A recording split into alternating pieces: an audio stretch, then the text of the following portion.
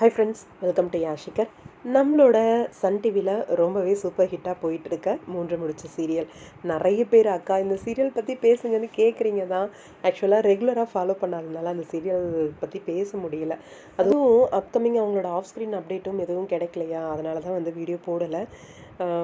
ஆனால் ஒரு சிலரோட ரெக்வஸ்ட்னால அவங்களோட பழைய பிக்ஸை எடுத்து போட்டு ஷேர் பண்ணுறேன்.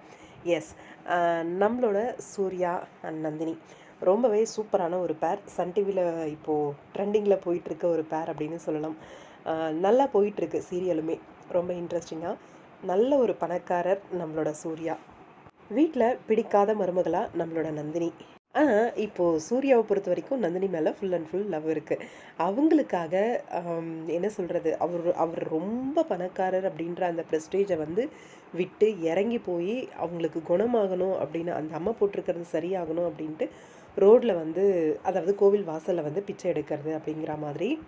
என் பொண்ணு பிழைக்க மாட்டா அப்படின்னு சொல்லி அப்பா புலம்பும்போது அந்த இடத்துல வந்து சூர்யாவோட அப்பா, உன் நந்தினிக்காக என் பிள்ளை போய் அங்கே பிச்சை எடுத்துகிட்ருக்கான், நீ இப்படி சொல்லாத அப்படின்ற மாதிரி சொல்லிட்டு இருக்காரு.